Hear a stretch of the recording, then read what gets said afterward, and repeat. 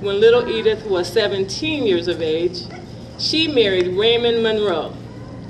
This union produced 2 children, Ethel Louise and Raymond Jr. Edith and Raymond eventually separated and divorced.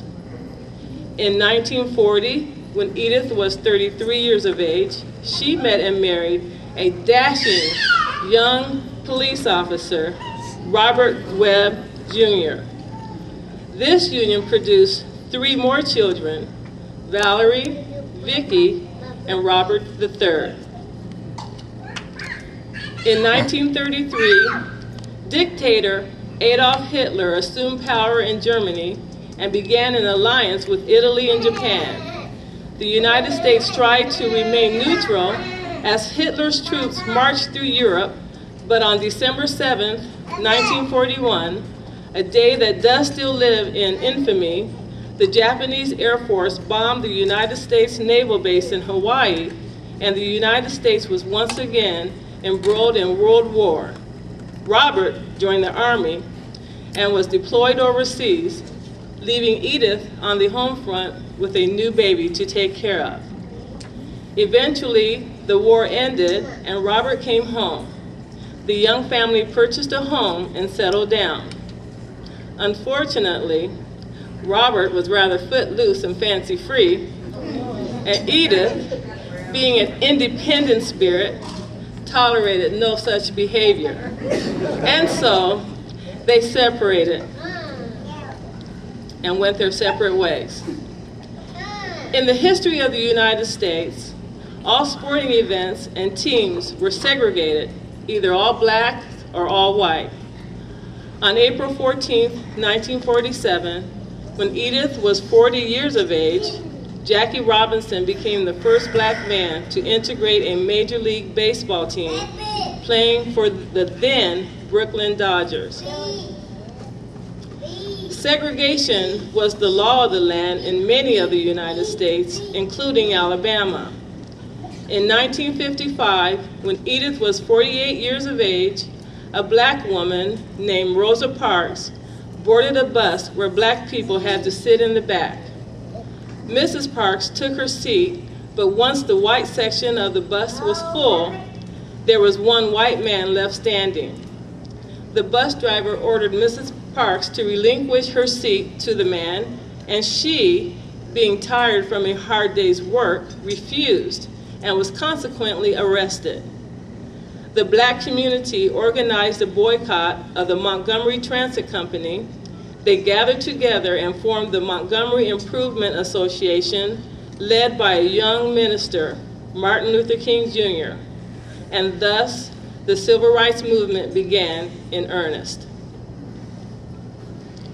In 1965, the heated competition between the United States and the USSR culminated unhappily for the United States when a Russian became the first human to walk in outer space.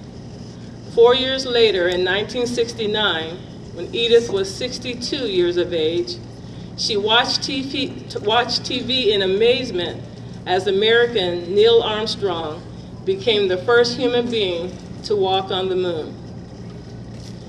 In 1974, when Edith was 67 years of age, Richard M. Nixon, after years of fighting the fallout from the Watergate scandal, finally resigned from office. The first and last to date President of the United States to do so. In 1983, when Edith was 76 years of age, the first black Miss America was crowned.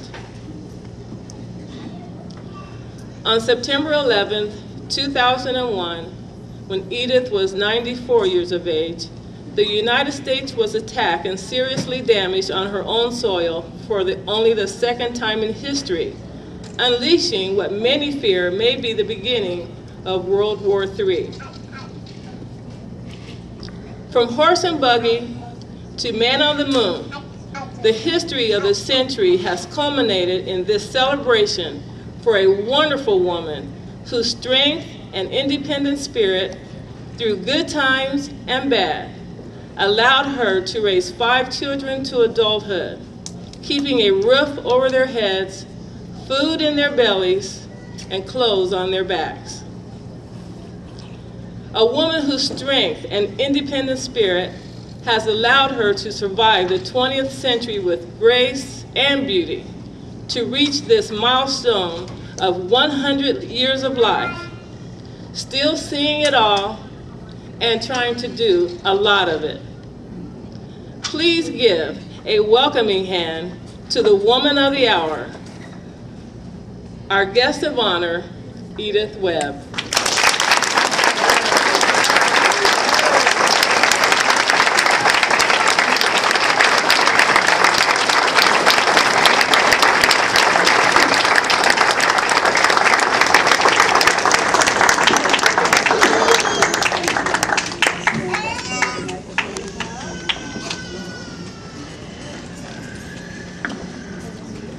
Or you don't have to.